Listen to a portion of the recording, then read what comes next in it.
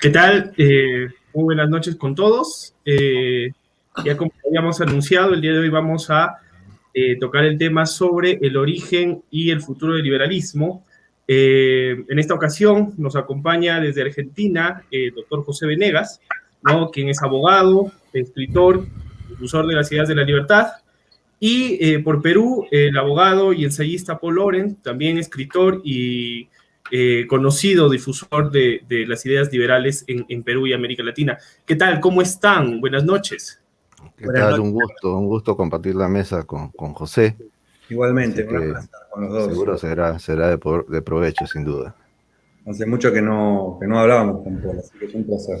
Sí, sí, sí. Perfecto. Pues bien, como ya lo habíamos anunciado el día de hoy, la conversación, la charla va a ser sobre el liberalismo, cómo es que, digamos, se inició, cuáles fueron sus orígenes y cuál es el futuro, ¿no? Que tiene esta ideología.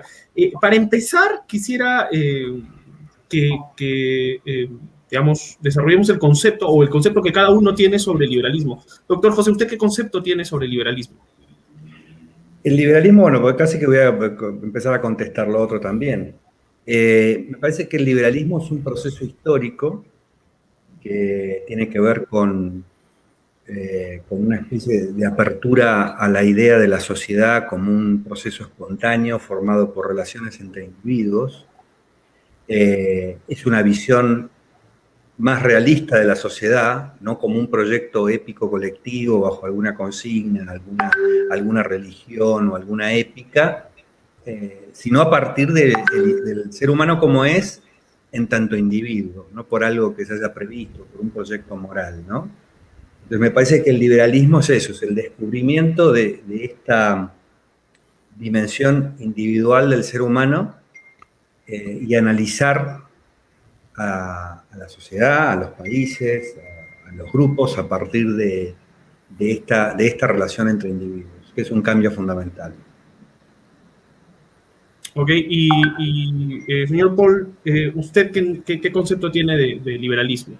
No, sin duda es un término que va de la mano con lo que llamamos el mundo contemporáneo, incluso podemos decir la modernidad misma, que es el descubrimiento hace 500 o 600 años del yo, del individuo, ¿no? Porque antes de ese periodo el yo era una excentricidad, era para ser tratado psiquiátricamente o mandado a la hoguera, qué sé yo, ¿no? Eh, ¿Por qué? Porque llega un momento en la historia de la humanidad, que es ese momento del surgimiento de la modernidad, en que el hombre empieza a exigir espacio a título personal, a título privado, particular, ¿no? Y no hay otro momento en la historia que se dé esa situación, salvo algunas instancias bastante elitistas, ¿no? Uno puede encontrar ciertos ensayos morales, alguna cosa, pero muy rebuscada, pero como decía Hobbes, que de liberal no tiene nada, pero dijo algo muy importante, que a su vez también lo dijo Maquiavelo en su tratado sobre Tito Livio, que los antiguos no sabían nada de libertad. Uh -huh. Y Hobbes es muy radical al respecto, siguiendo siempre a Maquiavelo, diciendo que lo que él va a hablar, no siendo liberal, es de un tipo de libertad que lo único que va a pedir es derribar obstáculos.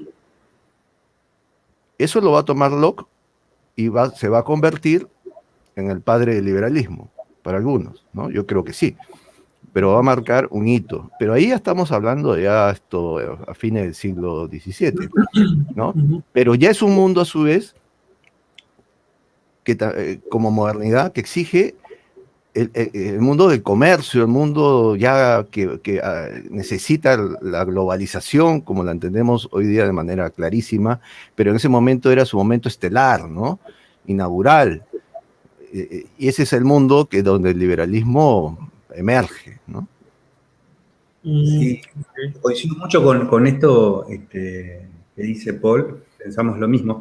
Creo inclusive que cuando uno menciona a Hobbes o menciona a otros autores que hoy para nosotros son villanos, te diría hasta Rousseau, uno hace una visión retrospectiva de las ideas que ellos intentaron desarrollar pero dentro de este ambiente de descubrir al individuo y la libertad. Se equivocaron, lo podemos ver ahora, lo podemos analizar. Pero siempre el anacronismo es fácil, hacer la crítica ahora, pero aún en los autores que se equivocaron, nosotros consideramos hoy que desviaron el camino, estaban en ese momento de la humanidad, ¿no? En el momento en que aparece el Renacimiento, aparece la ciencia, la visión a través de la Ilustración, el descubrimiento de la filosofía clásica, ¿no?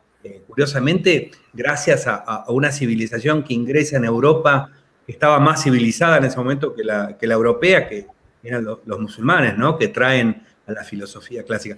La aparición de la moneda, ¿no? Hay un autor argentino que se llama Rubén Zorrilla, no suficientemente difundido ni valorado, que explica cómo la economía monetaria impulsó de gran manera el capitalismo. Entonces, creo que como todo en la historia es multicausal y cuando hacemos historia somos un poco arbitrarios, porque toda historia es una retrospectiva, entonces hacemos las relaciones causales al revés y todo parece ser una línea lógica. Pero diría que está esa realidad en la historia y después están los que nosotros consideramos los liberales, que son los que han intentado interpretar ese cambio y le han dado consistencia filosófica, jurídica, moral, etcétera, que es como una parte de la cuestión del liberalismo. Además que es una parte ligada a un espacio determinado, ¿no? Que es Europa, ¿no? Y por ejemplo, Inglaterra, no se entiende su visión de constitucionalismo, Estado moderno, siglo XVII, que es el mundo de nuestros amigos Hobbes y Locke, y ellos en ese siglo van a descubrir, empezando por una visión, desde la visión estamental que tenía a comienzo del siglo XVII, ¿no? Cómo desde los estamentos se enfrentaban al rey, y terminado ese mismo siglo ya no hay estamentos, ya hay individuos con propiedad, a título particular. Son aproximaciones sucesivas. Eso que vos decís, o los fueros en España, como se llaman, los fueros de Fernando VII y demás. No, Fernando VII no, de Aragón. Aragón, Castilla. Claro. Eso más, cuando ves en Estados Unidos, donde en la Declaración de Independencia, que bueno, coincide la fecha del 4 de julio ahora, se le dio una consistencia filosófica muy grande, pero aún así no fueron capaces de deshacerse de la esclavitud. Entonces, claro, el liberalismo es algo que va floreciendo a partir de que se abre la idea del yo, que me parece genial, porque es el yo, el escándalo que es el liberalismo para la historia de la humanidad. Es una apostasía absoluta. El liberalismo respecto de lo que ha sido la historia. El yo es muy importante. Que me encanta que Ayn Rand lo rescata en ese... Y esa es la base, por ejemplo, en los padres fundadores, uno no va a encontrar un discurso del yo, tampoco el individuo. Claro. Que en el mundo moderno, lo primero que le van a exigir a unos hipotéticos constituyentes liberales es que remarquen la visión individualista a cada paso de su redacción constitucional. Eso no lo vas a encontrar en los padres fundadores. Pues lo que vas a encontrar es una palabra, ¿no? Que es la visión de la propiedad y cómo esa propiedad te conduce, manejándola a título personal, a una visión de felicidad, ¿no? Muy particular, y de ahí se desprende todo un mundo por descubrir y que nos arroja ya a una postura abiertamente individualista. Entonces, los padres fundadores, hurgando, buscando establecer o apuntalar su mundo, porque otro punto es que no descubren un mundo, no trabajan para construir un mundo diferente al que tenían, sino apuntalar y defender el que ya vivían y disfrutaban, terminan construyendo algo que es realmente muy radical. Totalmente. Y que nos invita hoy en día a hablar del futuro del liberalismo, ¿no? Que tiene futuro de hace 200 años y seguirá teniéndolo, porque es una lucha constante. Totalmente. Y quedará este video para que dentro de 40 o 50 años tal vez se rían de nosotros por lo que hemos pensado de lo que iba a ser el futuro del liberalismo. Pero bueno. Ahora, claro, respecto a lo del yo, y hablando, el señor Paul, sobre los padres fundadores, Incluso mucho después, también otro movimiento como la Escuela de Manchester hablaban digamos, exaltaban el egoísmo, ¿no?, del ser humano. Y también, bueno, aparte de eso, estaban a favor del libre comercio, de que los impuestos sean bajos, incluso algunos estaban en contra de los impuestos. Entonces, digamos, esos son los primeros antecedentes del liberalismo como tal. Ahora, ¿y en dónde podría quedar la escuela de Salamanca, por ejemplo? Está considerado, o sea, ¿ustedes consideran que la escuela de Salamanca podría ser parte del inicio liberal, o, por ejemplo, como Juan Ramón Rayo, que cree que no, porque, digamos, hasta ese momento todavía no existía como tal el liberalismo y tal vez sea solamente una influencia para que este se dé? No sé si José. No, yo creo que sí. Para mí no es lineal. Yo creo que el liberalismo no es lineal, sino que son ladrillos que somos capaces de verlos inconsistentes después, ¿no? Qué fácil es atacar a Adam Smith cuando habla de teoría del valor, después de que vamos descubriendo mejores explicaciones. Así que sí, yo creo que todo es parte del proceso. Me parece sí, yo creo que también ahí los discursos políticos contemporáneos que se ven en las redes, ¿no?, de manera muy radical, sufren, como señalaba José hace un rato, el pecado del anacronismo, de medir las cosas de hoy, ¿no?, y exigirle al pasado que se ponga a tu altura, cuando debería ser al revés, por una cuestión elemental. Entonces, ahí, desde esa perspectiva, Juan Ramón Rayo tiene toda la razón del mundo, porque los amantinos, desde esa perspectiva, no entraban por ese lado, pero también estaban descubriendo cosas.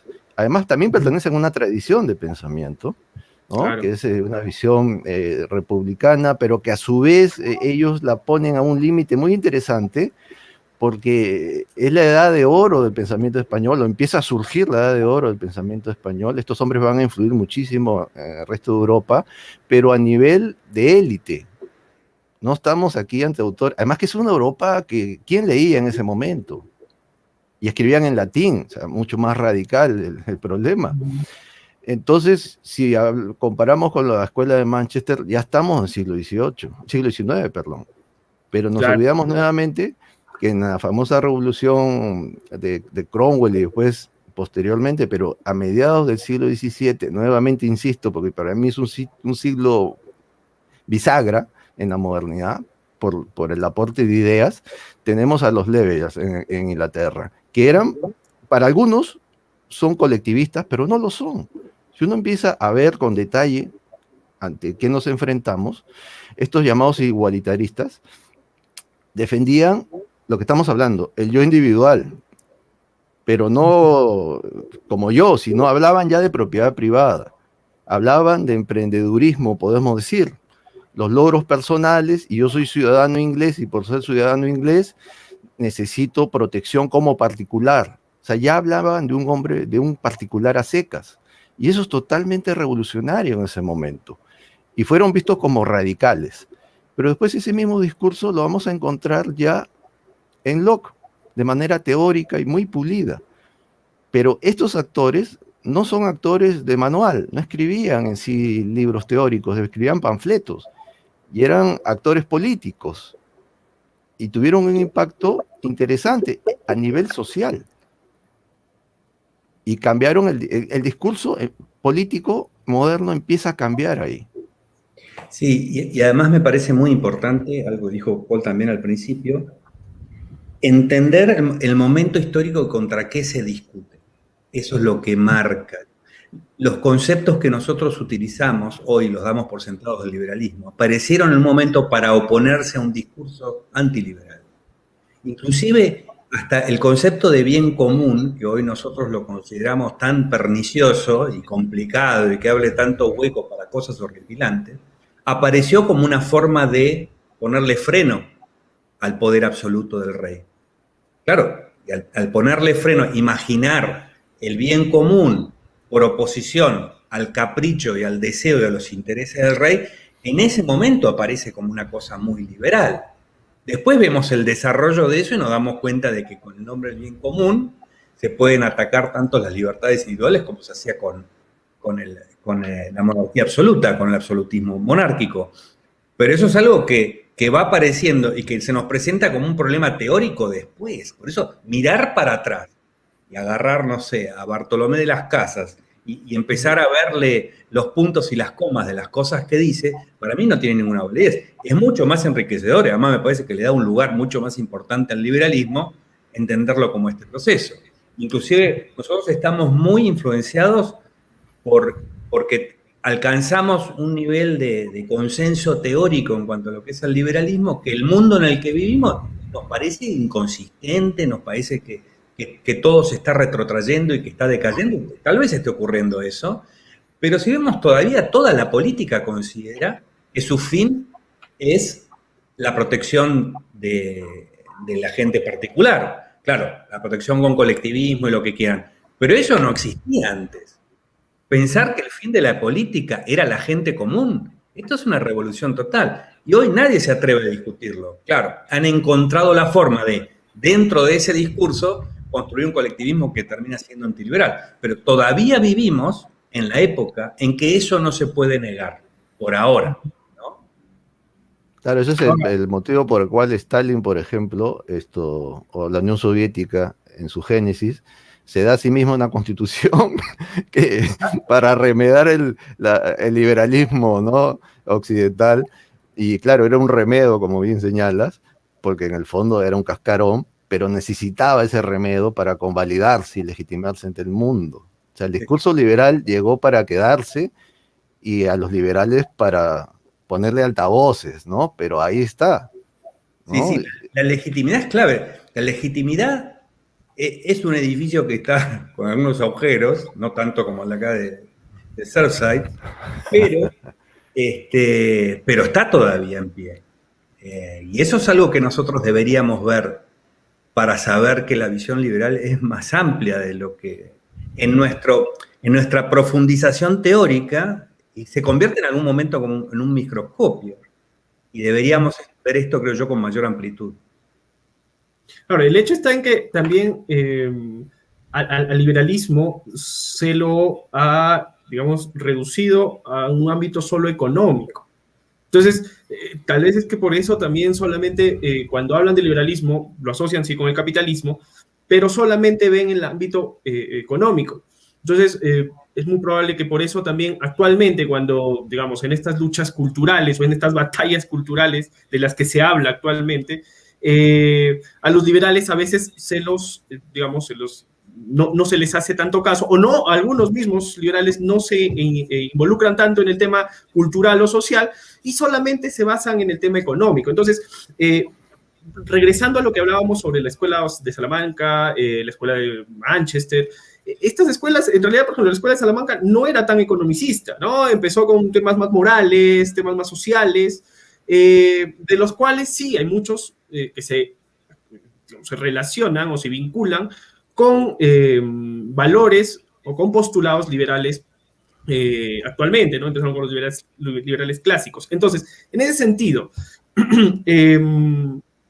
teniendo en cuenta todo lo que ustedes han dicho, digamos, el liberalismo ahora, actualmente, aparte del ámbito económico, ¿a qué más se estaría enfrentando? ¿Estaría bien estar dando luchas sociales o las luchas o las batallas culturales actualmente? Doctor José, ¿usted qué opina? Bueno, lo que pasa es que la batalla cultural acá da pie para cualquier cosa. Acá hay una que es un nacionalista católico, es nostálgico de la dictadura de Rosas, patria, tradición y no sé qué, y familia, que tiene una visión teocrática y nacionalista. El nacionalismo y el catolicismo, yo les aviso que ni siquiera son compatibles, pero no importa, la ensalada, lo importante es ser antiliberal. Y ese habla de la batalla cultural y felicita a Javier Milei por la batalla cultural y a su vez Javier Milei saca una foto con él. Entonces, es cualquier cosa. La batalla cultural es uno de los serios problemas, este concepto en el cual yo creo que lo que hay es un cierto deseo de mezclar cosas, pero no blanquearle. No blanquear que el agua y el aceite en este momento están juntos y bailando una milonga, ¿no?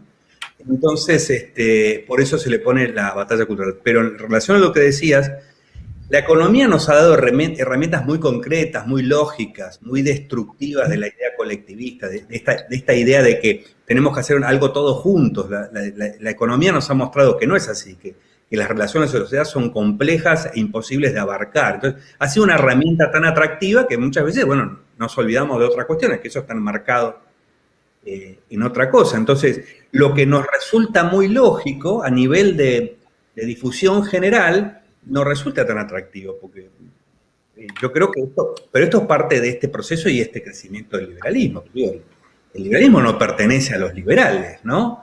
El liberalismo es el objeto de estudio de los liberales. Y bueno, hay que, sobre cada época, así como decía antes lo del bien común, sobre los desafíos actuales, bueno, hay que afilar las teorías, porque con las teorías que teníamos se nos están escapando muchas cosas. Entonces, había algo en esta teoría que no está suficientemente, me parece a mí, desarrollado. Y eso es otra cosa en el que el liberalismo muchas veces cae, que es pensar, ya está, nosotros tenemos estos libros que son más avanzados además que los anteriores, ya está, hemos dado respuesta a todo. Solamente tenemos que recurrir ahí e encontrar las explicaciones. Y no es así, nos aparecen nuevas formas, nuevos desafíos, ¿no? Y hay que profundizar bastante. La conexión, por ejemplo, entre la propiedad privada, la libertad individual y el desarrollo moral de la sociedad, en un aspecto. Yo creo que hay dos cosas que se han utilizado para tratar de horadar al liberalismo, dos aspectos que tienen que ver con la supervivencia humana y que a su vez han sido objeto siempre de manipulación moral. Uno es el afán de lucro, el otro es el afán de la libido, que es otra cosa que ha estado siempre rodeada de culpas y de persecución. Y son formas de manipulación. Acá no hemos llegado, me parece que todavía hay mucho trabajo por hacer, de cosas por definir y por aclarar. Y que curiosamente llegan a mucha gente que no entra nunca a analizar la economía. Que si uno no tiene cierta inclinación por estudiar esto, que es una forma de estudiar la sociedad, el resto se lo pierde, digamos, no está entendiendo el resto del problema, el problema jurídico, moral, etc. Sí, yo creo, por ejemplo, que la economía es un gran descubrimiento del mundo moderno. Claro, los estudios económicos son muy antiguos, pero la economía tal como la conocemos es propia del mundo moderno, porque es propia de un mundo que apostó por la civilización del comercio, de respeto a la propiedad privada, la iniciativa particular o individual. Es decir, hay un engarce entre hecho material y hecho moral, y la economía al final es un cable a tierra para decisiones públicas. O sea, no puedes establecer normas o decisiones políticas sin mirar el efecto que pueda tener en la economía. Es decir, en la sociedad, porque de eso estamos hablando, no es una cuestión abstracta de lo económico por aquí, lo social por allá, o que está en el libro y esta es la realidad. No, la economía nos está hablando de cosas concretas. Y claro, hay gente muy intencionada y también muchos ilusos, ¿no? Que apuestan a ciertos personajes que se rotulan pero ni siquiera se rotulan de liberales, porque como ha señalado José, son abiertamente antiliberales y lo dicen. Lo curioso es que lanzan su vocerío o su discurso desde plataformas liberales, y los liberales lo aplauden, los supuestos liberales, ¿sabes? Me parece rarísimo.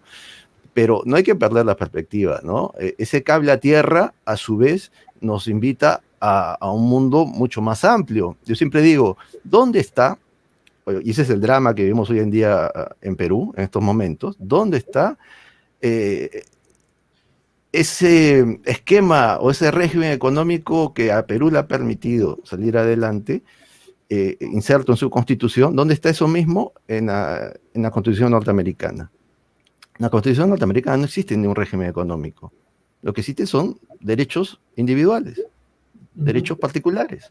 Es una apuesta moral que tiene un impacto inmenso en lo económico, pero también en lo propiamente moral, los derechos civiles, los derechos de minorías. Es decir, tenemos un universo, un abanico de situaciones que son propias del mundo moderno. Nuevamente, volviendo a Hobbes, el antiliberal. Ese tipo de derechos lo que buscan es quitar obstáculos al individuo para que sea más individuo, más yo, más pleno. Eso sigue siendo una promesa. Y hoy día se ve en el tema de derechos de minorías sexuales y esto, que era un tema que no existía hace un tiempo. O sea, no le puedes exigir a autores como Mises, Hayek, ¿por qué no hablaste del tema? No, o sea, no era el tema. El tema para mí era la Revolución Rusa y sus efectos, ¿no? Claro, claro. Es muy cierto esto que decís, Paul. Esto de la economía, a mí lo que siempre me parece es que la economía es una metodología para estudiar cierto aspecto de la sociedad. Pero no existe la economía aparte. Esto es algo que esta nueva tendencia que acabo de señalar siempre confunde, ¿no? Con esta cosa de quiero ser liberal en economía, no en el resto de lo demás. El resto de lo demás también es economía, ¿no? Digamos, sobre las minorías sexuales, bueno, yo creo que por el amor al prójimo ha hecho mucho más el derecho de propiedad y el comercio que el Nuevo Testamento, lamento decir. Y es mucho más consistente. En general los que piensan representar al Nuevo Testamento se oponen a todos estos avances.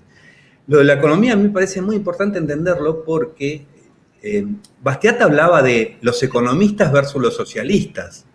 O sea, no existían unos economistas que fueran socialistas. Esto es un invento posterior. Y pasa un poco como pasó con el bien común.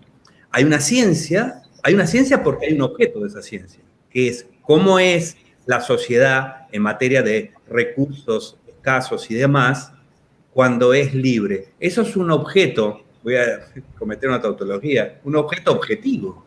Ahora, si la economía trata sobre los deseos de dinero del gobierno y cómo quiere asignarlo, ahí no hay objeto de la ciencia, o por lo menos no hay un objeto aparte de la política o de las finanzas. Lo que hace de la economía una ciencia es que estudia un fenómeno que no está diseñado. Es un fenómeno que va más allá del diseño y más allá de lo que podemos ver inclusive de las millones de relaciones individuales en las que está, de la que está hecho. Por eso es algo que puede ser estudiado. Ahora después aparece la versión de, yo tengo otra teoría sobre la economía, otra versión sobre la economía, que no es economía, es una versión sobre la política, sobre cómo hacemos para financiar fines maravillosos. Eso no es una ciencia, eso es un deseo, pero ahí no hay objeto. Sin embargo, utilizamos el mismo término económico para hacer ministerios de economía, que son un despropósito económico, ¿no? Pero tiene una limitación este lenguaje en cuanto a la difusión. Tiene una limitación. Y yo creo que también en parte porque el liberalismo en concreto, el liberalismo constituido por personas que tratan de teorizar sobre la economía, también tiene sus limitaciones religiosas. También tiene su punto a partir del cual no quieren pasar. Y eso creo que complica bastante el avance, ¿no? Ahora, todo esto es interesante porque si uno hace un esfuerzo de resumirlo, terminamos en una postura de defensa de derechos constitucionales fundamentales. Alguna vez creo en un Liberty Fan, José decía esto, volvamos al derecho constitucional clásico, ¿no? Y es eso. O sea, es volver, pero ya no como estamentos, sino como particulares, porque vivimos en un mundo moderno, ¿no? Y nuevamente, ¿por qué se busca el derecho constitucional, los principios fundamentales del derecho constitucional? Porque es la barrera más efectiva que la modernidad ha descubierto, y más efectiva porque es civilizada, acepta la discusión, el consenso, el diálogo, y ese diálogo es para frenar el abuso del poder, y del poder estatal. Yo no quiero llamarle político, pero eso podría ser una discusión aparte, ¿no? Pero es el poder estatal, es una cuestión fáctica. O sea, es un grupo de gente o un individuo que tiene la capacidad de decidir arbitrariamente, ¿no?, los destinos de la gente, de romper el destino de la gente. Entonces, la gente lo que hace, los individuos, es con sus derechos, es un momento. Aquí no hay arbitrariedad alguna. Si yo quiero tener una vida civilizada, necesito paz. Y esa paz se va a lograr en virtud de respeto a derechos, en torno a mis semejantes y con relación al poder. O sea, volvemos a eso. Al final todo es eso. Y perdemos las perspectivas, ¿no? Qué bueno eso de no confundir la política con lo estatal. Es buenísimo eso. Y volviendo a lo del liberalismo clásico, no hemos avanzado. Y acá hay algo que yo cuestiono mucho como idea original, la idea de Montesquieu de que existe un poder legislativo. Eso fue una mala idea. Una pésima idea. De individuos, ¿cómo va a poder el gobierno legislar sobre los individuos? Esto es inadmisible. Tendría que haber habido un parlamento que legisla sobre el Estado. El Congreso solamente podría, en un país libre, el Congreso solo podría dictar reglas sobre el Estado y su financiamiento, nunca sobre los individuos. Y esas son cosas sobre las que tendríamos que avanzar. Y como no avanzamos, lo que hubo fue este invento del constitucionalismo social. Nos dejaron también sin la palabra. Porque no tiene sentido un constitucionalismo para darle potestades al Estado. Porque si la sola idea de constitución solo tiene sentido para limitarlo. Y hay algo que hay que decir también. El poder constituyente tampoco tiene derechos a avanzar sobre los derechos individuales. Por más consenso que haya en algo llamado constitución para terminar con la propiedad privada, eso no existe en un plano filosófico, en el facto del Estado, sí, como imposición, pero eso no tiene ninguna forma de defensa moral. No hay forma. El poder constituyente también es limitado. Primero, el poder constituyente solo tiene sentido en esa línea que señalaba Paul, para defender derechos individuales. Para tener un gobierno ilimitado no necesitamos poder constituyente, ya lo teníamos antes. Pero el poder constituyente tampoco puede ser utilizado para violar derechos individuales. No existe el derecho constituyente de violar derechos individuales, por más que se sancione la Constitución con los, 5/4 de los miembros de la Asamblea que corresponda, ¿no? Esa es una visión perversa de lo que llamamos, o que se llama derecho. Eso es una invención de gente que no entendía lo que era derecho y no vivía bajo un mundo de derechos, que los franceses de fines del siglo XVIII. Los que vivían en un mundo realmente de respeto a derechos, incluso con una aberración, pero controlada en ese momento, que era el parlamentarismo inglés, ¿no? Que eran los ingleses propiamente, y en ese mundo no existe nada parecido a la idea de un poder constituyente. O sea, no encaja, no hay manera. O sea, si uno empieza a hurgar en los clásicos de la relación del poder vigente en ese momento, uno empieza a encontrarse con autores del republicanismo moderno, que es Jean Bodin y compañía, que es un absolutista, y tampoco vas a encontrar eso. Es una ocurrencia de la ilustración radical, como le llaman algunos, de fines del siglo XVIII, que le va a dar al Estado un poder inmenso, y que, claro, a ese poder inmenso los derechos le son un obstáculo, le estorban. Entonces, ahí tenemos un problema muy serio. El poder constituyente, en sociedades como América Latina, esa visión le ha hecho mucho daño. Tremendo. Claro. El caso peruano, tenemos una constitución cada 16 años en promedio. Es brutal qué estabilidad jurídica puede tener un país así, refundándose, porque, a ver, plantear la idea de que se reúne un grupo de gente para decir vamos a refundarlo todo, significa que este suéter, esta chompa que tengo, esta camisa que tengo, se pone en duda quién es el dueño. Y ni una sociedad es posible de esa manera. Claro. Y hay algo en la propia idea de la Constitución, que es esta idea del rule of law. El rule of law no tiene sentido fuera del liberalismo. Es decir, claro, estamos poniendo sobre el Estado a los individuos. Porque el law, además del derecho anglosajón, no es la legislación, porque esto nos complica mucho. Y fíjate que la idea de legislación viene de una copia de lo que no era legislación, que era el derecho romano original. Pero después de eso, law se asocia a voluntad política del Congreso, por culpa, entre comillas, haciendo un poco de anacronismo, del propio liberalismo clásico, que lo asocia. Sí, ahí. Y entonces, Por eso es que es algo lo que hay que trabajar todo el tiempo, pero no hay rule of law si law es la voluntad política. Law tiene que ser lo mismo que la economía, algo objetivo que pasa en la sociedad. Los principios jurídicos que aparecen en la sociedad, que nadie los inventa, son producto de la interacción. Realmente el derecho también debería tener ese mismo proceso que ha tenido la economía de entender a su objeto como algo objetivo. Estoy girando con esta tautología, ¿no? Con esta redundancia, pero debería entender a lo mismo, pero no hay rule of law, y sin rule of law la Constitución no tiene ningún sentido, es una mera declamación política, ¿no? Ahora, hablando de las constituciones, como decía este francés Benjamin Constant, ¿no? O sea, le decía, la Constitución debe estar orientada a defender la libertad, no contra la libertad, ¿no? Entonces, y ahora pues se ve en muchos casos, en Latinoamérica, por ejemplo, ¿no? En que en lugar de limitar la libertad se quiere dar más poder al Estado.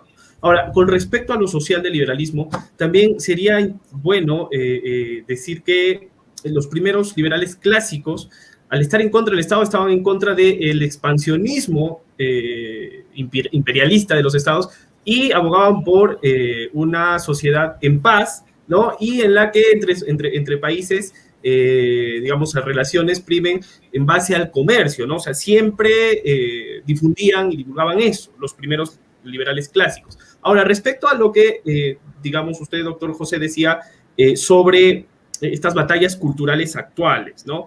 Estaríamos en una situación en la que los liberales o el liberalismo ya no solamente combatiría a el izquierdismo, a los socialistas, sino también dentro de la derecha, por ejemplo, a conservadores, a, no sé, los paleolibertarios, por ejemplo, ¿no? Que dentro del liberalismo también hay varias ramas, ¿no? La paleolibertarios, liberales clásicos, minarquistas, anarcocapitalistas. O sea, digamos, el liberalista ya estaría también enfrentándose o dando batalla dentro de la derecha.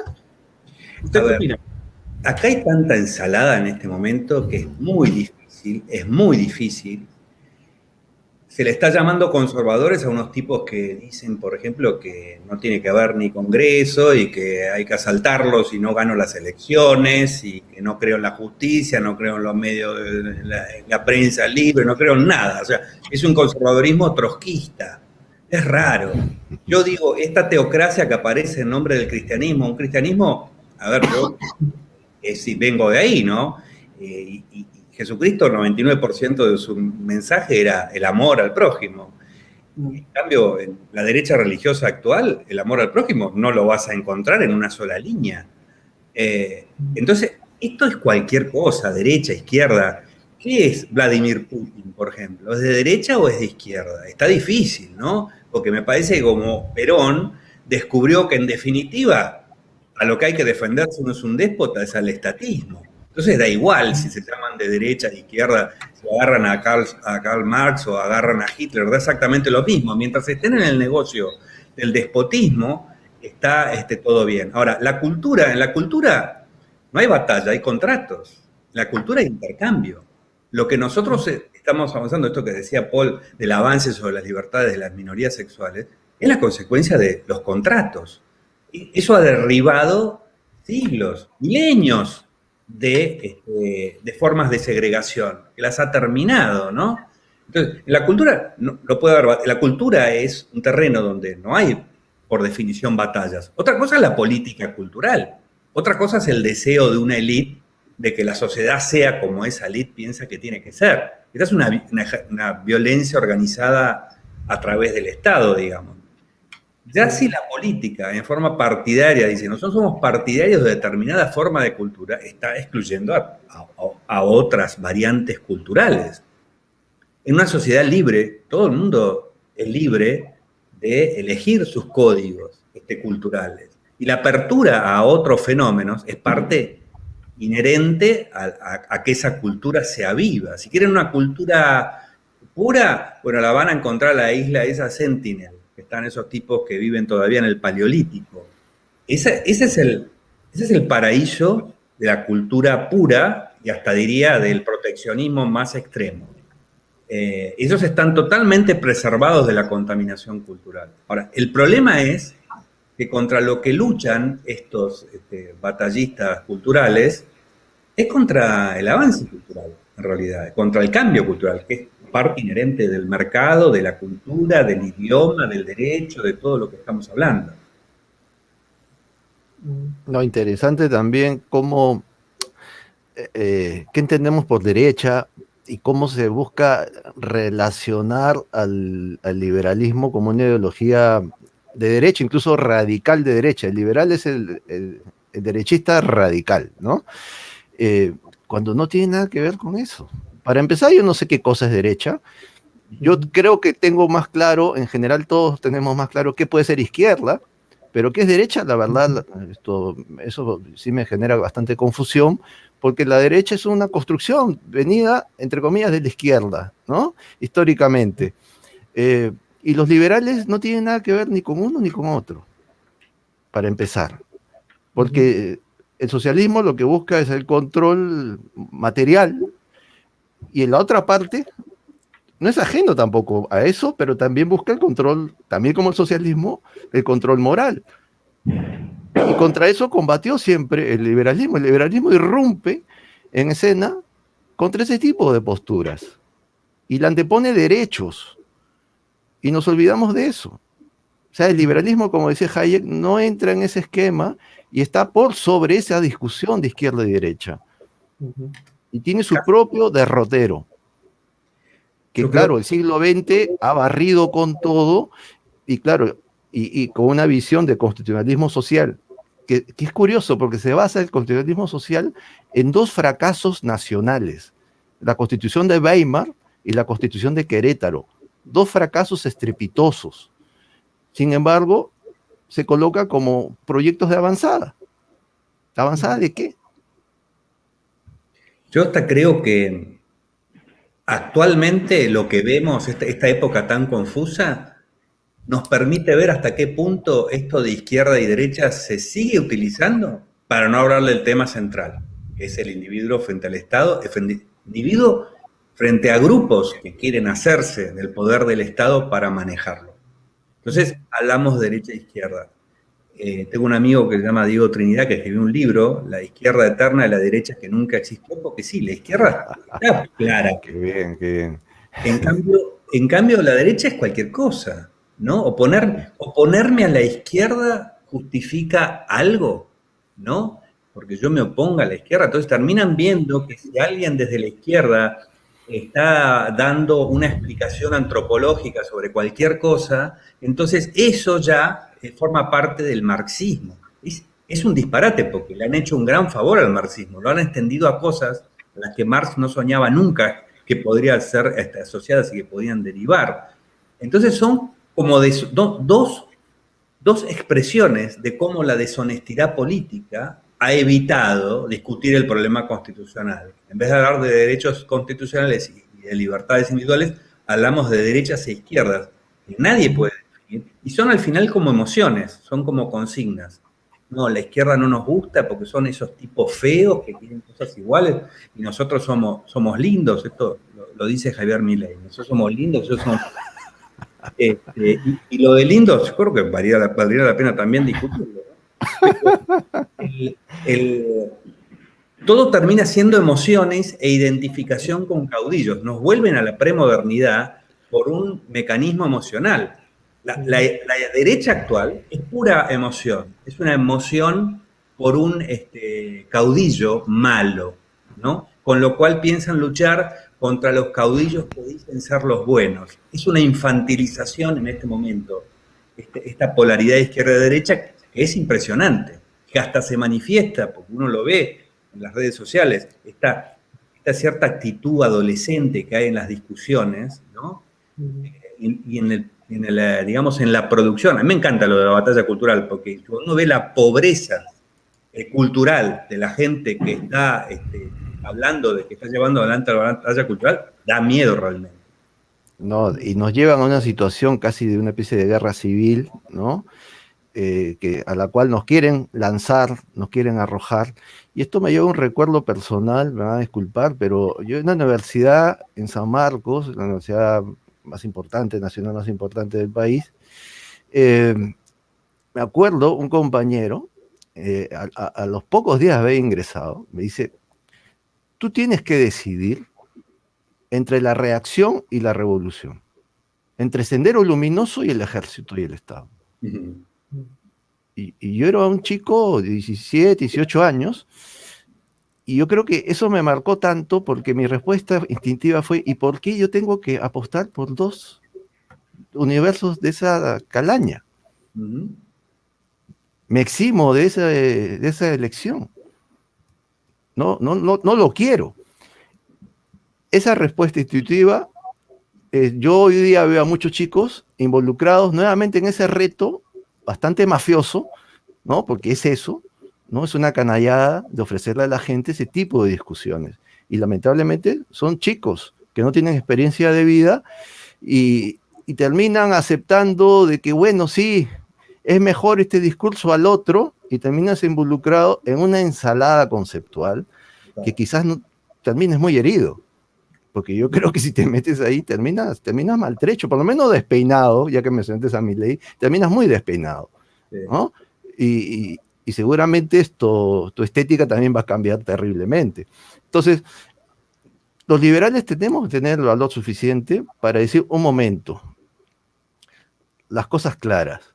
Si por algún motivo, algún discurso o una línea de principios liberales puede alegrar a alguno de los bandos, el problema es de los bandos, no del liberalismo.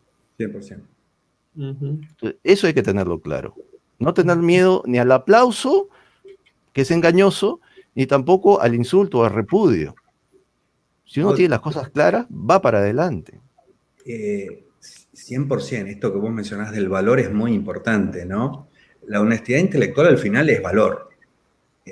Eso. Entonces, si yo tengo gente que tiene miles de seguidores y de aplaudidores, y no soy capaz de pararlo cuando está cometiendo algún tipo de homicidio conceptual, entonces soy parte del problema, me parece, ¿no? Que es lo que estoy buscando. Porque si uno quiere buscar causas populares, hay otras más que el liberalismo, que uno podría seguir para recolectar el aplauso. Y me parece que hay que ir por otro lado de esta gran ensalada conceptual. Para decir algo fácil que se puede ver, no sé, vean la Guerra de las Galaxias, vean a Palpatine construyendo su ejército para salvar a la República de los rebeldes, ¿no? A ver si encuentran algún paralelo entre lo que está pasando. La trampa del Palpatine, que era el héroe de la derecha actual, es Palpatine. Vean cómo termina.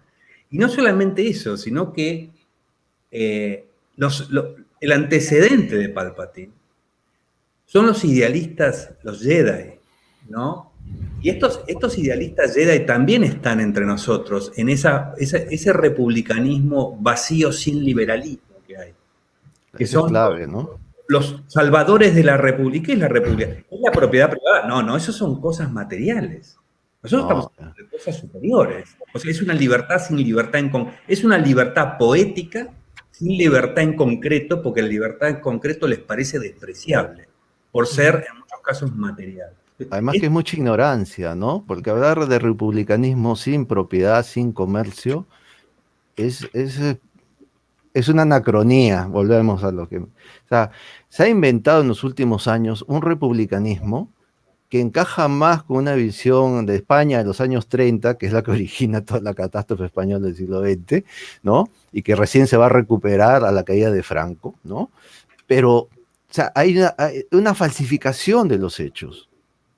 Y eso lo vemos ya no solo en el republicanismo, en general, ¿no? Es fácil mentir, es fácil hablar sin conocimiento real de las cosas y etiquetar, ¿no? Y cuando hay una historicidad en ciertos puntos, por ejemplo, el republicanismo es claro. Y además no hay un manual de republicanismo para empezar, ¿no? Por eso ha durado 2000 años. O sea, si algo dura 2000 años, es porque, bueno, si a mitad de camino o por ahí tienes el surgimiento de la modernidad y sigue insistiéndose, es porque hay algo que se ha valorado, ¿no? ¿Y qué se ha valorado? La defensa de la propiedad.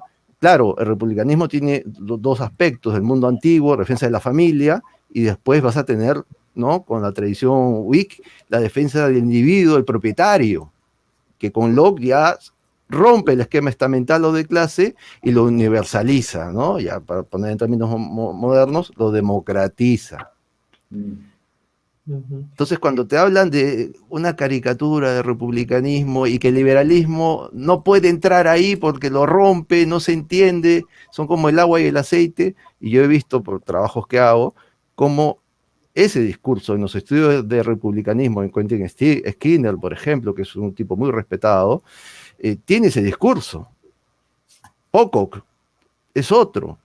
Y ya ni para hablar de Petit, que es el hombre que es muy conocido, ¿no?, donde no menciona casi a Locke. Es como si habláramos de Surinam y decir, bueno, esto está en Sudamérica. Pues claro, está en Sudamérica, pero nadie habla de Surinam cuando menciona Sudamérica.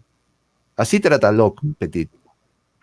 La República se convierte en una serie de invocaciones huecas que suenan poéticamente interesantes y que son épicas, épica asociada al Estado, épica asociada al monopolio de la fuerza. Eso es un peligro absoluto. Y la propiedad privada para esta visión, que para mí es el antecedente del populismo, les resulta como la pornografía, como algo que tenés es para vos y solamente para vos.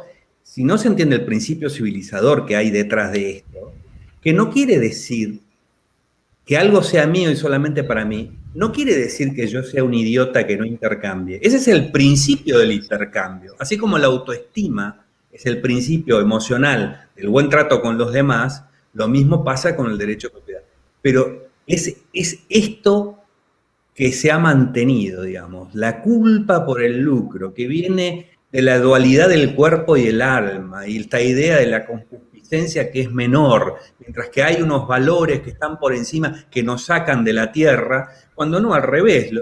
El motivo por el cual moralizamos, el motivo por el cual establecemos principios, el motivo por el cual creamos cosas como que hay que cumplir la palabra empeñada, es el interés. Ahí es donde aparece, no hay una desconexión. Y esa parte, creo yo, filosófica, ética, es la que menos hemos discutido y a lo mejor es la que más hay que trabajar. Claro, ahora, sí, señor Pablo. No, yo creo que se ha discutido poco porque quizás se conoce, dentro del liberalismo se conoce más autores liberales que una tradición republicana que está en el debate, por ejemplo, en América del Norte incluso, y en Europa sobre todo. Y eso viene a América Latina, ya empaquetado, y está en el mainstream en general. O sea, y no puedes entrar ahí con otro discurso. Sí. Como decimos por aquí, rebotas, chocas, ¿no? Eres un tipo raro, ¿no? Y termina empoderándose un discurso que en el fondo es una reivindicación de la violencia. Porque es eso. Y o sea, en el esquema republicano y liberal tiene un engarce. No son lo mismo, obviamente, pero hay una conexión entre ambos. Y claro, en el mundo moderno, para unos liberales doctrinarios, como yo me puedo calificar, el republicanismo liberal existe, es posible, se da. Uno puede datear, ¿no? Encontrar relaciones. Pero claro, si te colocan en ese plano de que no puede existir, entonces, claro, ¿qué hay sobre eso? Violencia. 100%. La presencia del poder del Estado por sobre todas las cosas, ¿no? Vos mencionaste una palabra que, de acuerdo a estas ensaladas actuales, te podría llevar a que te interpreten como un neomarxista izquierdista. Mencionaste la palabra etiquetar, ¿no? Y que Thomas Szasz utiliza tanto, y que Thomas Szasz tiene una dimensión. Thomas Szasz es un autor para mí importantísimo del liberalismo, que lleva al liberalismo a una dimensión a la que nunca había estado. Porque Thomas Szasz lleva el liberalismo a aquellos lugares que estaban siendo explicados por el posmodernismo, digamos, y él engarza eso en la teoría básica del método de la economía austríaca, ¿no? Y cómo es este proceso de etiquetado para lo que él llama el asesinato simbólico, ¿no? Que es tan importante y que juega acá un rol muy vital.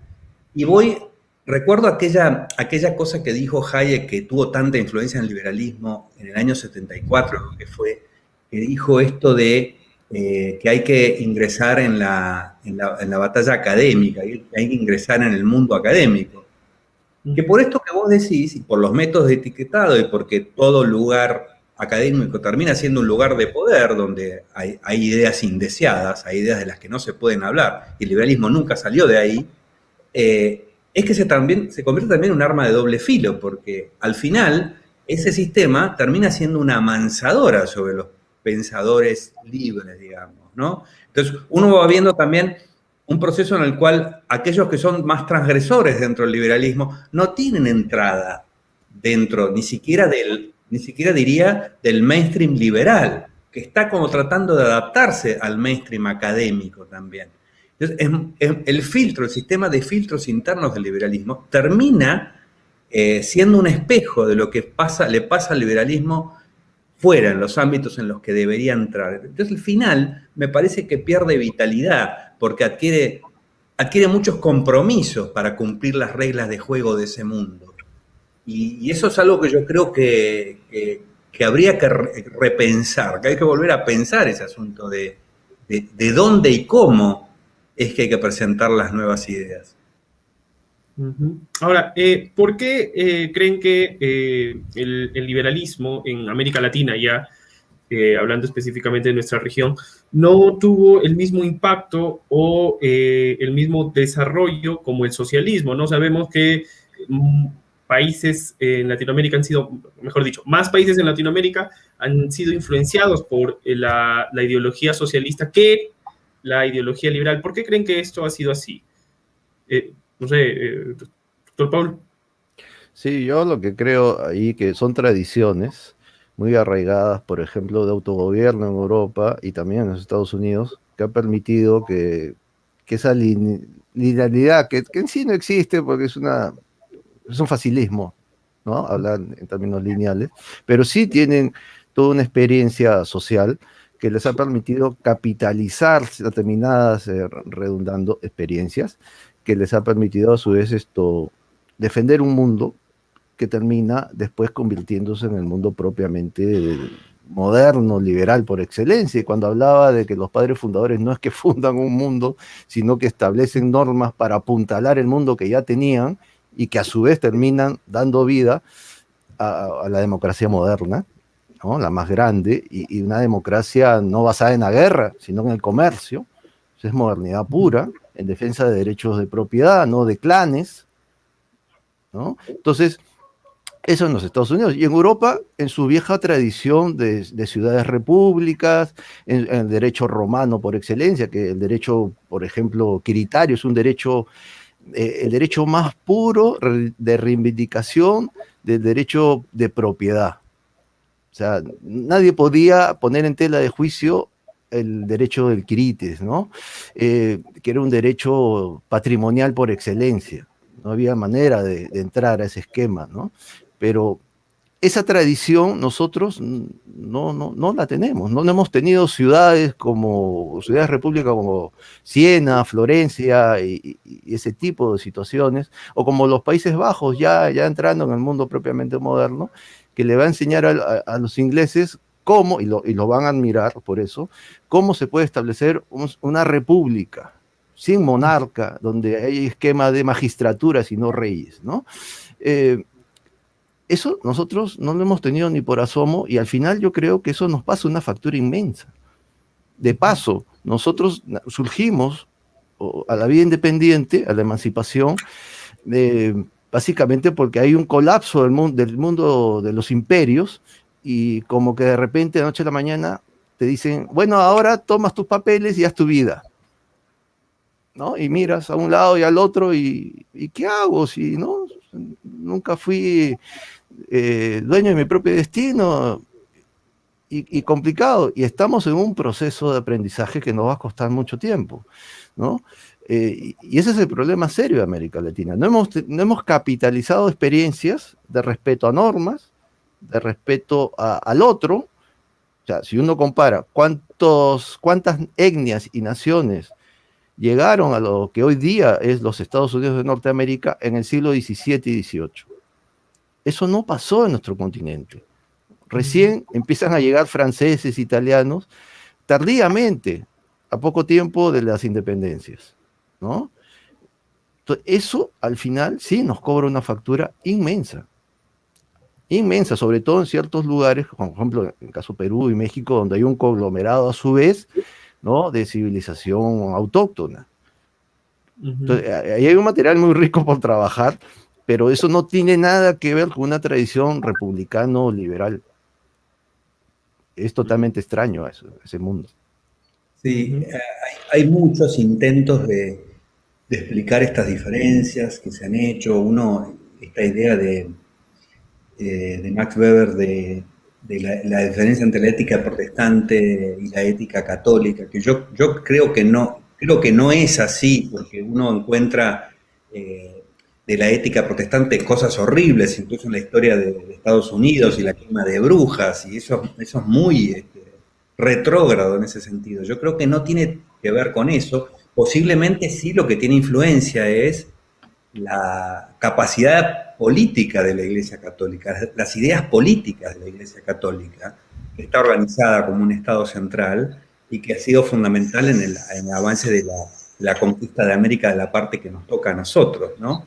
Y esto que decía Paul, de que por los sucesos en Europa, lo de América Latina se convirtió en una historia de emancipación, más que en una historia de libertad. En cambio, en la historia de Estados Unidos, esto ha ocurrido de gente que tal vez no tenía las ideas tan claras, pero los intereses sí, los antecedentes sí los tenían bastante claros, y eso hizo posible que alguien viniera, estos que llaman padres fundadores, que coincido, que no es que fundan, sino que explican, fueron capaces de poner sobre papel estas ideas, cosas que en América Latina no ocurre. Después, yo creo que también ese centralismo que tiene la Iglesia Católica lleva un poco a que la política se acostumbre a la búsqueda de caudillos salvadores.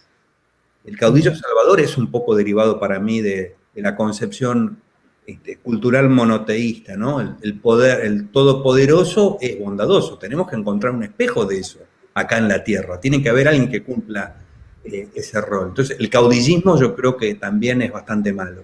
Y lo otro que para mí ha sido fatal ha sido la idea central de la educación, que también es una idea que viene del liberalismo clásico. La idea central de la educación ha sido muy mala desde todo punto de vista, esa creencia de que la sociedad tiene que tener una visión común, un arraigo en su bandera. El colectivismo, el nacionalismo, es creado como si fuera la objetividad de la educación pública, y no, es otra ideología que es catastrófica y que tira abajo todo el edificio construido por el liberalismo durante siglos. Creo que son muchas cosas que hacen que hayamos quedado como al costado de ese proceso y tengamos como la cáscara, en vez de tener la parte fundamental de lo que es el modelo norteamericano, tenemos la cáscara. Y a su vez que vemos que en Estados Unidos eso un poco se debilita, bueno, en nosotros ni siquiera ha conseguido, salvo en esporádicos momentos de la historia de América Latina, todavía no ha arraigado, todavía no está en nuestro... En el lugar donde se discuten las ideas políticas, esto todavía no ha entrado, no ha conseguido entrar. ¿Y qué le parece? Eso último, si me permite, es interesante porque esas ideas en relación a la educación, uno lo encuentra en los teóricos del absolutismo, pero que a su vez no es que eran teóricos en abstracto, estaban al costado de Luis XVI, o Luis XIV, perdón, el Rey Sol, donde se hablaba un rey, una fe, y un pueblo, o sea, una visión uniforme de la vida que algunos lo repiten como si fuera lucidez pura, cuando lo más rico de una nación es la diversidad, siempre lo fue. La experiencia norteamericana es eso, la experiencia europea también, y hago referencia a esas dos porque es la que uno conoce, yo no puedo hablar de la china ni la japonesa, pero es parte de la cercanía de información que tenemos al respecto, y ese esquema realmente nos ha pasado una factura tremenda, ¿no?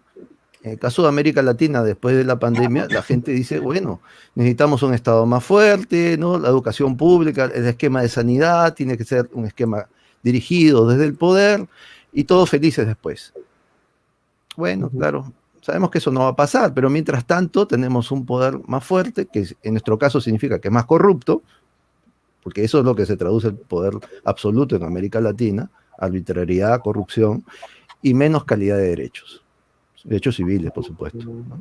Es parte de estas armas de doble filo, que mencionaba antes de el bien común. La educación también fue pensada, bueno, vamos a, ya que el soberano ahora es el individuo, la gente, tiene que saber algo. Y eso es no entender que el gobierno no está basado en saber.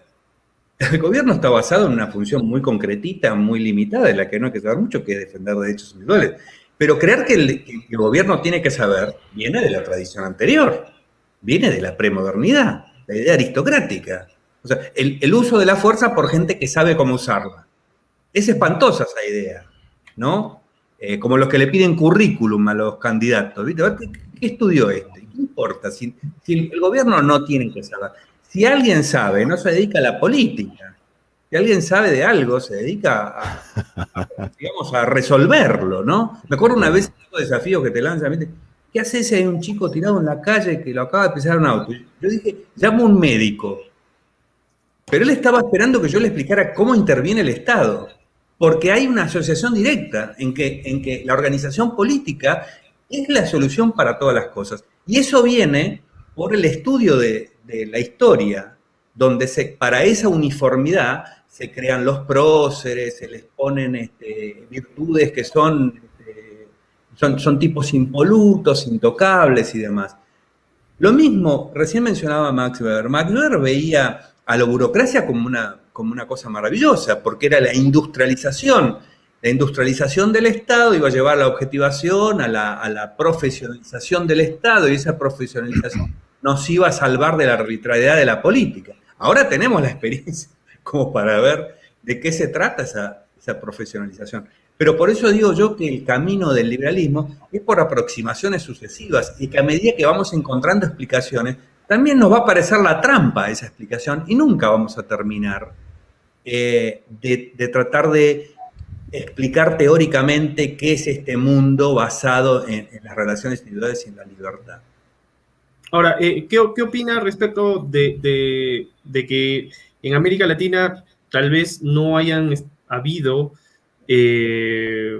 políticos activamente participando, ¿no?, en la vida social o en la vida política? Ahora recién en Argentina, por ejemplo, se está viendo a un grupo de liberales que están metiéndose o están participando activamente en política. ¿Usted qué piensa, doctor José? Por ejemplo, tenemos a López Murphy, al mismo Milei, que, digamos, abrazan esta idea de la libertad, ¿no?, y la contraponen a los socialistas, a los macristas, a los kirchneristas, a los peronistas. Entonces, ¿usted qué opina sobre eso?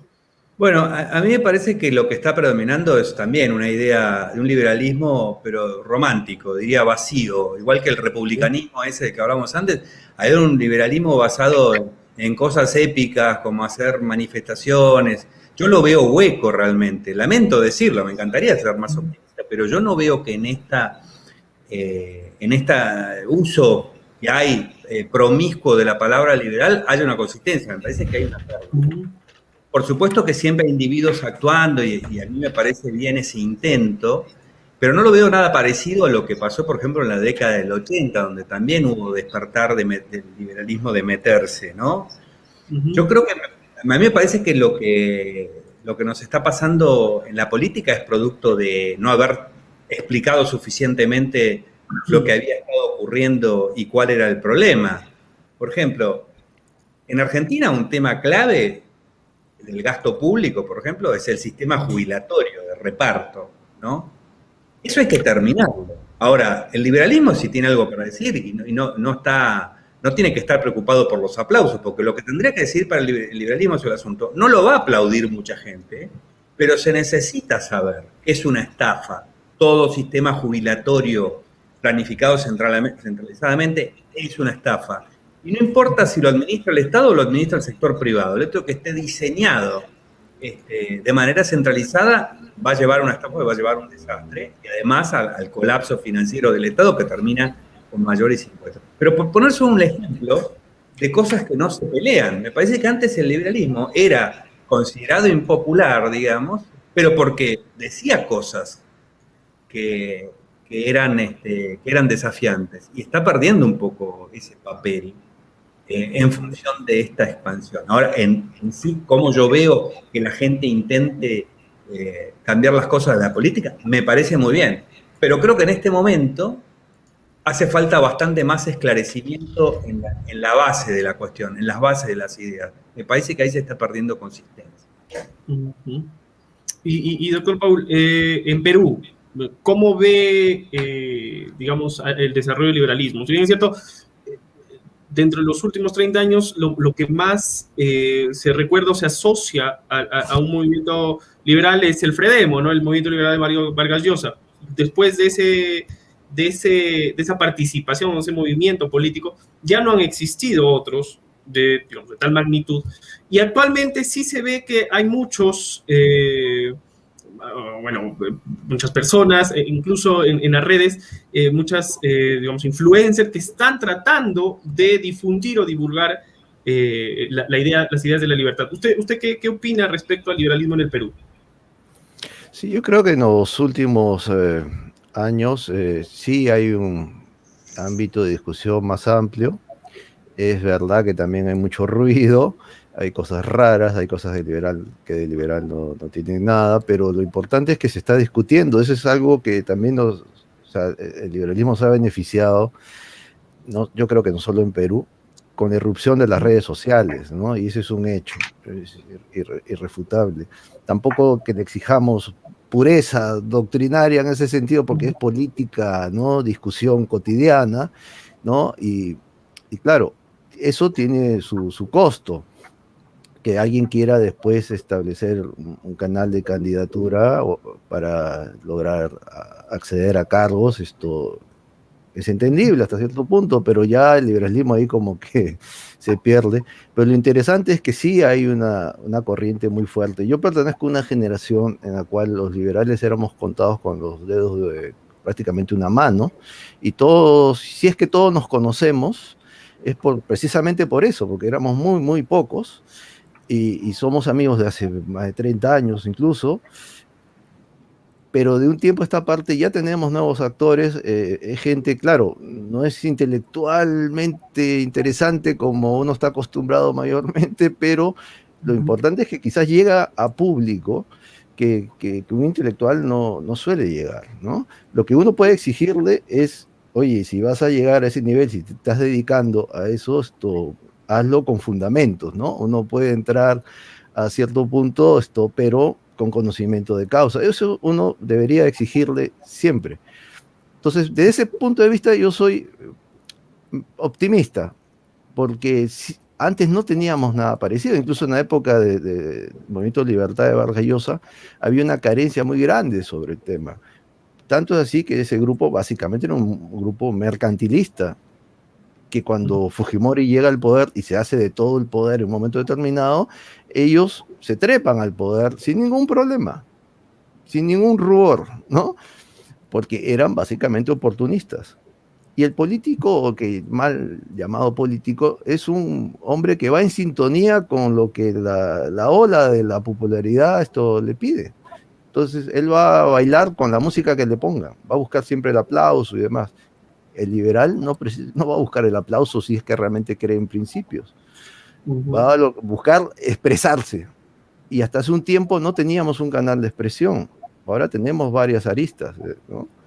Y eso es algo que se ha ganado con el tiempo.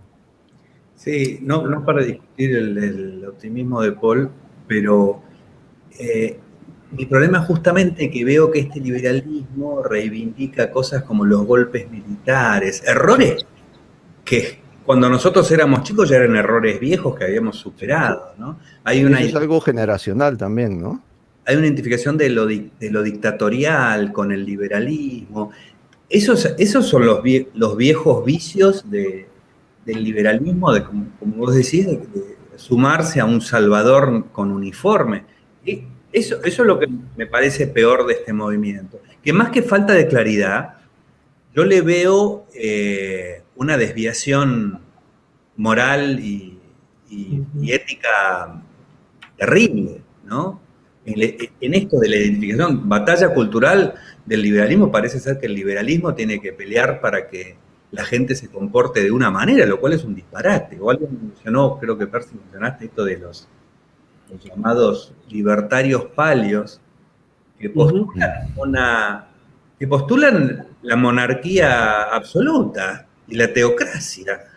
¿Cómo alguien se puede llamar libertario a esto asociado al anarquismo liberal y creer en el poder absoluto de la Iglesia y añorar la Inquisición? Porque yo he visto gente que dice que es libertario pario, que dice que la Inquisición ha sido una maravilla. Entonces, ellos son los que dicen que son más libertarios, más liberales que nosotros, reivindicando la Inquisición.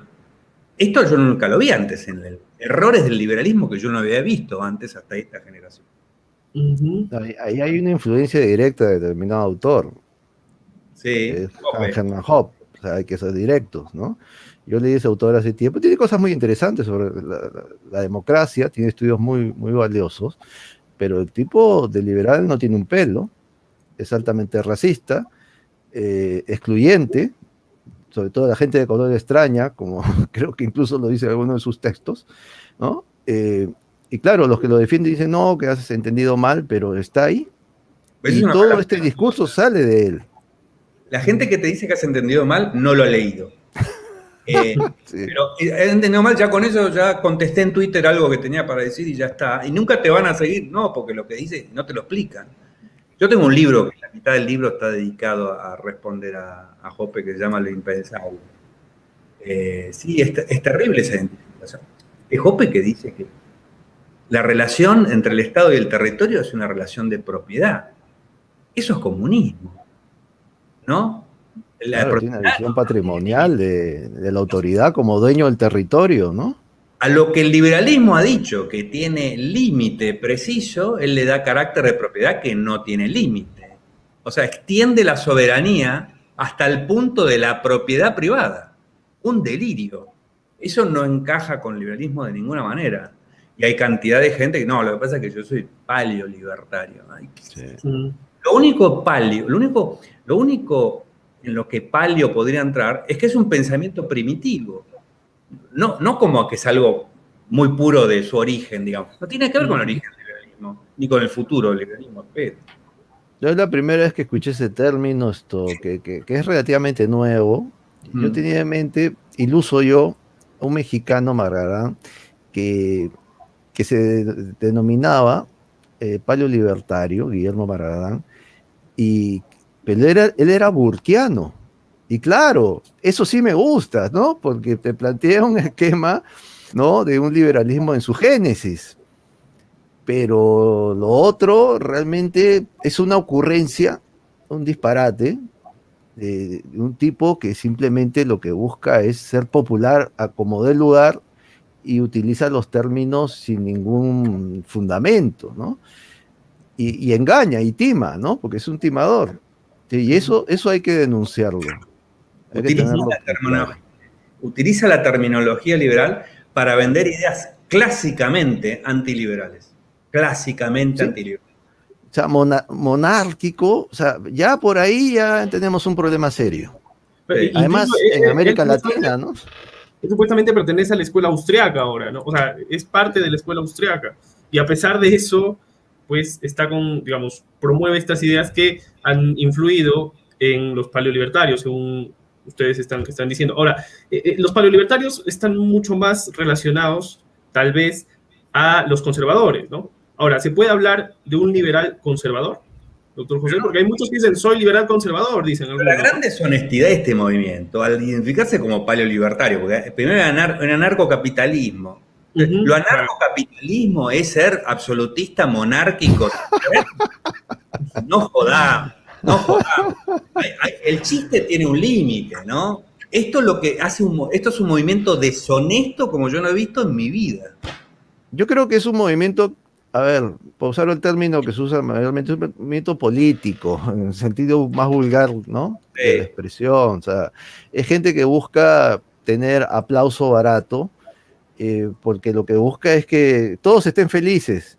Y ahí hay un problema, pues, porque si tú te adhieres a principios, vas a ser infeliz a mucha gente con lo que dices, Sí, claro. para empezar. Claro. Pero si buscas que todos te aplaudan, entonces ya ahí hay un problema serio de honestidad, ¿no? Y eso y esa deshonestidad te lleva a este tipo de situaciones de figurar conceptos.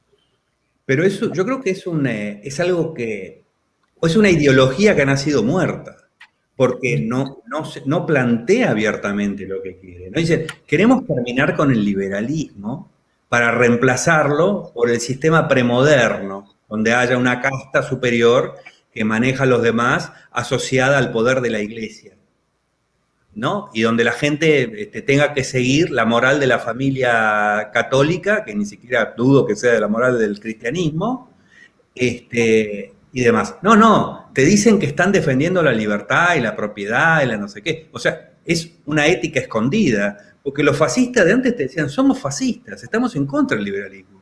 Los fascistas de ahora te dicen que están a favor. O sea, por eso es que yo creo que ha nacido muerto este movimiento, porque no es capaz de decir con las palabras que corresponden las ideas que están defendiendo. No, y tan muerto que es que no conocemos realmente, fuera del autor original que genera todo esto, no hay un personaje que encarne, porque es imposible esa situación. O sea, no hay un líder más allá del autor Hopper, ¿no? Sí. Porque no va a poder ver. Como les preguntaba hace un momento, o sea, pueden, algunos dicen, no, yo no soy paleolibertario, pero soy un liberal conservador. O sea, puede haber un liberal conservador, o sea, puede alguien denominarse liberal y tal vez lo dicen por el tema del libre mercado y conservador por las ideas sociales y culturales, digamos, más ligadas al conservadurismo propiamente dicho. ¿Puede haber eso? El contexto tiene que ver mucho ahí, ¿no? El famoso texto de Hayek, porque no soy conservador, lo dice en un esquema en el cual el contexto que lo señala es del primer mundo, ¿no? Y claro, Hayek recoge, por ejemplo, citaba a Burr, recoge esa tradición de Burr, ¿no? Pero Burr es una bisagra entre el liberalismo propiamente dicho y la tradición del Old White, ¿no? Old Whig, ¿no? Y anglosajón, ¿no? Entonces tiene eso, y claro, pero es una visión puramente intelectual para empezar. Yo creo que eso hay que tenerlo bien claro, no es una visión de actor político, es una visión intelectual. Y lo que está haciendo Hayek es decir, bueno, hay ciertas pautas, ciertas tradiciones que sí merecen defenderse, ¿no? Básicamente ligada a la tradición de Rule of Law, por ejemplo, ¿no? Tienes todo ese esquema. Pero en América Latina, ¿cómo defiendes algo como eso si no hay una tradición de Rule of Law? Claro, porque si además tienes una iglesia católica, pues oronda y con una tradición muy grande, incluso de represión, ¿no? ¿Qué defiendes ahí? Lo primero que yo diría es, depende de qué es lo que se quiera conservar. Si se quieren conservar las instituciones liberales, uno es conservador de las instituciones liberales. En algo todos somos conservadores, todos creemos que algo está bien y que no debería cambiarse. Eso es una posición conservadora. Ahora, si el conservadurismo vamos a definirlo así, como que hay un mercado y hay un control moral, esto es un delirio completo, porque como explicábamos al principio, en el mercado, digamos, la economía estudia la sociedad libre, habla de medios y de fines. Los fines tienen que ser libres. No puede haber fines controlados y que haya una economía de mercado si los fines son controlados. Esto es como querer hacer precios en el sistema soviético.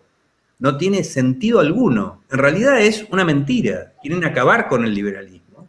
Y lo demuestran. Cuando uno ve movimientos como Vox, al final terminan defendiendo la política industrial, el proteccionismo y el movimiento de los sindicales al mejor estilo del fascismo, ¿no? La integración de las corporaciones al aparato político. En vez de dirigirse a algo amplio como es la idea del individuo ciudadano, no, el individuo ciudadano está mediado por las corporaciones, en un esquema fascista. Se acabó el mercado con eso. El nacionalismo acaba con el mercado. el proteccionismo, esta idea de que hay una guerra comercial, eso acaba, no hay mercado. Lo primero es que creo que es una mentira, que no se está diciendo. Lo otro es muy raro, porque la palabra conservador, a veces pasa lo mismo que pasa con las palabras derecha e izquierda. ¿Qué es lo que quiere decir? A ver, en Argentina, el Partido Conservador era el partido de Roca. Roca es un personaje que echó al nuncio porque pretendía, el nuncio del Vaticano, entrometerse en el establecimiento de que la educación fuera laica, ¿no? Se oponía a la Iglesia a eso. La Iglesia creía que tenía derecho a manejar la educación en la Argentina. Los conservadores son los que se opusieron a eso. Esos conservadores es la tradición que viene después de la dictadura de Rosas, que acaba con la Constitución de 1853.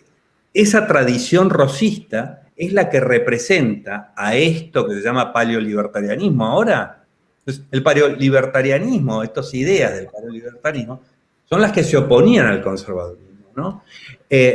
Reagan y Margaret Thatcher eran del Partido Conservador de las ideas originales, pero también ellos tuvieron que intervenir dentro del ala conservadora para que retomaran la tradición liberal que se había perdido, ¿no? Ahora, el fascismo no es conservador, y estos están muy relacionados con las ideas fascistas. El fascismo es revolucionario, por naturaleza.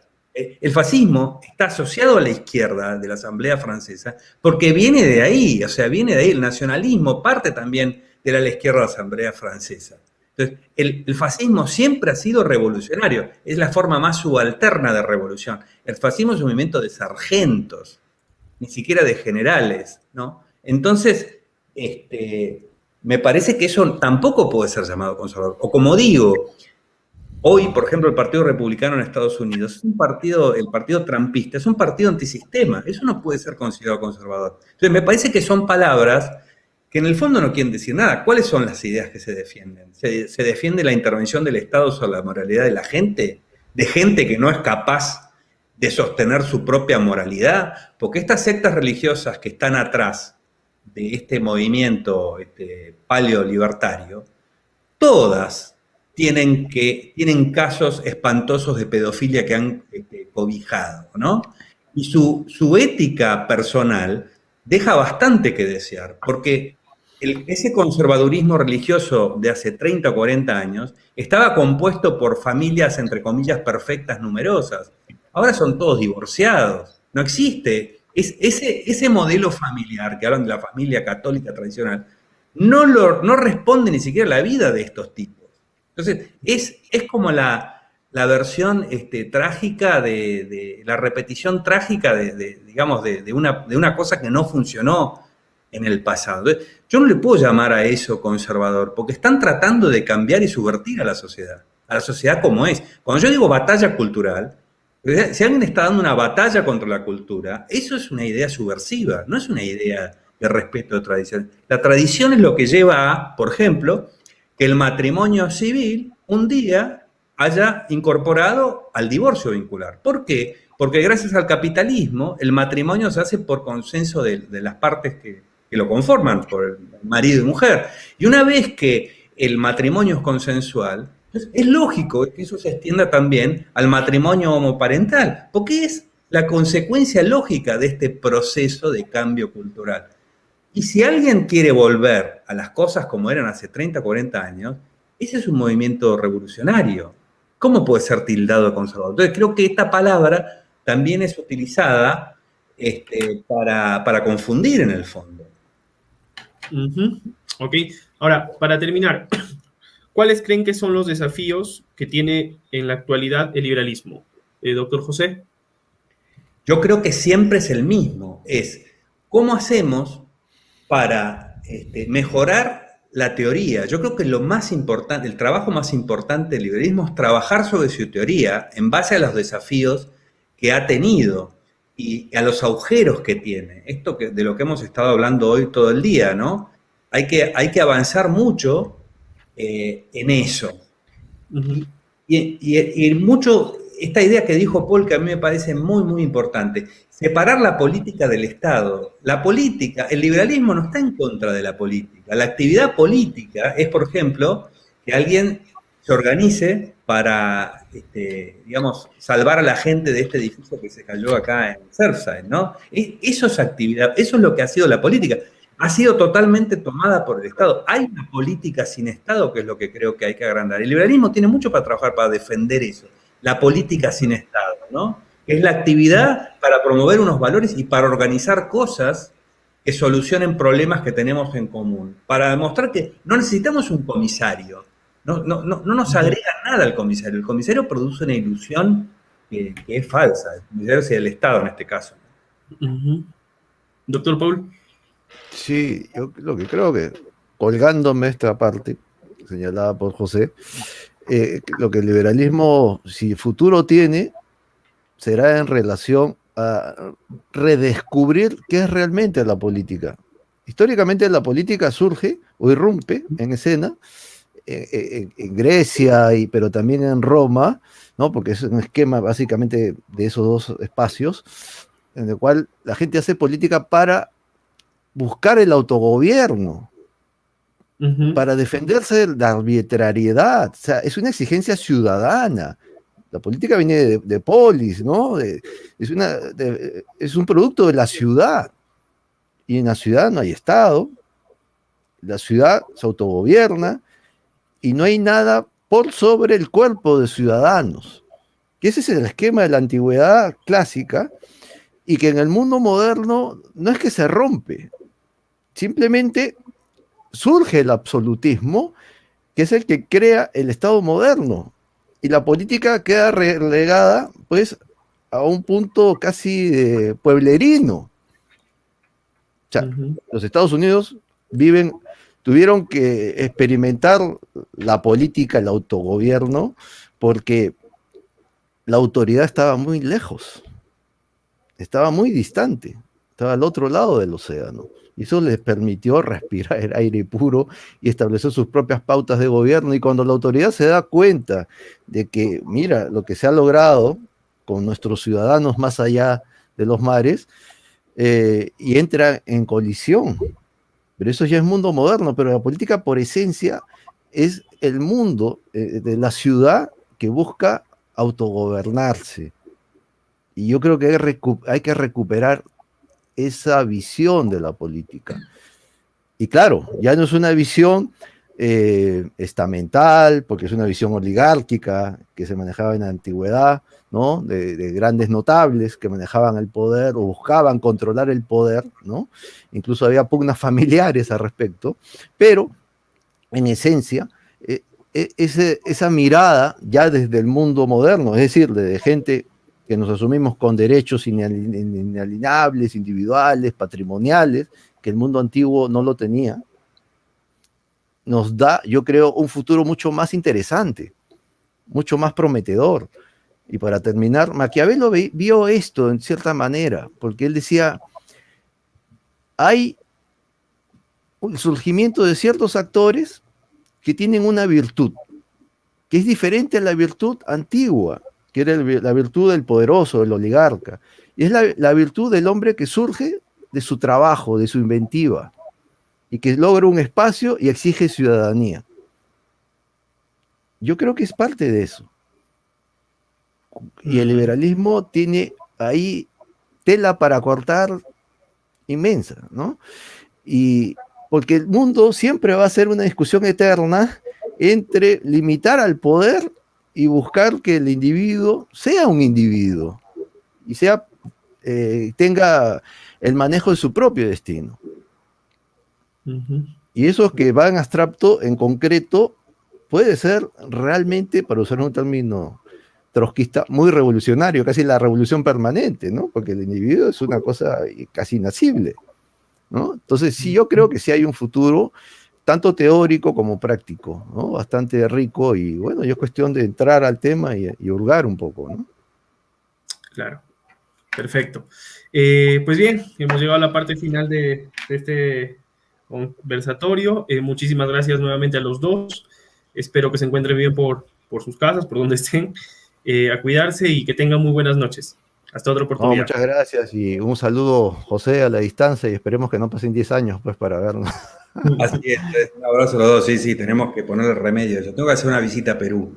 O sí, ahí vemos, pero la cosa es que no puede pasar tanto tiempo, ¿no? Un abrazo a la distancia y Un abrazo feliz, ¿no? grande. Y muchas gracias, Percy, por la invitación. Gracias, Percy. Igualmente ustedes, cuídense, hasta luego. Gracias, hasta luego.